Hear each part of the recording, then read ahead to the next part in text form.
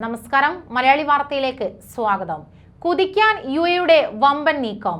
അങ്ങനെ വികസന പദ്ധതികളിൽ സർക്കാർ സ്വകാര്യ പങ്കാളിത്തം, അതായത് PPP മോഡൽ അനുവദിച്ചുകൊണ്ട് യുഎഇ മന്ത്രിസഭാ തീരുമാനം പുറത്ത്.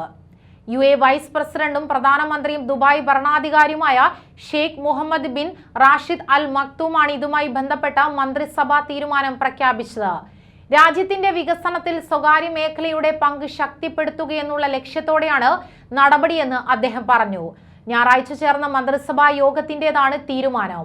അതോടൊപ്പം തന്നെ രാജ്യത്തിന്റെ വികസന, സാമ്പത്തിക, സാമൂഹ്യ മേഖലകളിൽ സ്വകാര്യ മേഖലകളുടെ പങ്കാളിത്തം പ്രോത്സാഹിപ്പിക്കാനും അതുവഴി പൊതുസേവനങ്ങളുടെ ഗുണമേന്മ വർദ്ധിപ്പിക്കാനുമാണ് ഇതിലൂടെ ലക്ഷ്യമിടുന്നതെന്നും ട്വിറ്റർ സന്ദേശത്തിൽ ഷെയ്ഖ് മുഹമ്മദ് പറഞ്ഞു.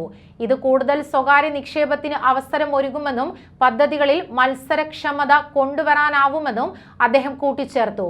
കൂടാതെ കോവിഡ് പ്രതിസന്ധിക്ക് മുമ്പുള്ളതിനേക്കാൾ മികച്ച സാമ്പത്തിക വളർച്ച നേടാൻ രാജ്യത്തിന് കഴിഞ്ഞു. ആഗോള സാമ്പത്തിക വ്യവസ്ഥ കോവിഡിന് മുൻപുള്ള കാലഘട്ടത്തിലേക്ക് തിരികെ എത്തിയില്ലെങ്കിലും യുഎ സാമ്പത്തിക വ്യവസ്ഥയ്ക്ക് അത് സാധിച്ചു. കോവിഡിന്റെ മുൻപ് യുഎയുടെ വിദേശ വ്യാപാരം 840 ബില്യൺ ആയിരുന്നത് 2022 അത് 1 ട്രില്യണായി ഉയർന്നതായും അദ്ദേഹം വ്യക്തമാക്കുകയുണ്ടായി. ഇതിനു പുറമെ വൈദ്യുതിയിൽ പ്രവർത്തിക്കുന്ന സമ്പൂർണ്ണ ഇലക്ട്രിക് കാർഗോ വിമാനത്തിൽ ലൈസൻസ് നൽകാനും മന്ത്രിസഭ തീരുമാനിച്ചു.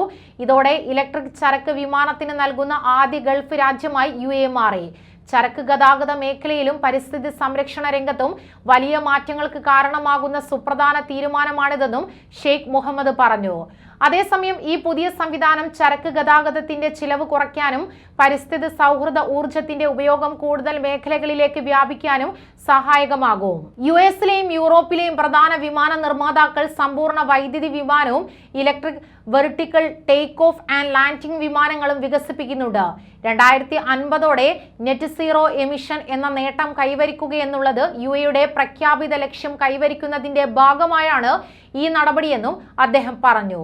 കൂടുതൽ പ്രവാസി വാർത്തകൾക്കായി ഈ ചാനൽ സബ്സ്ക്രൈബ് ചെയ്യുക.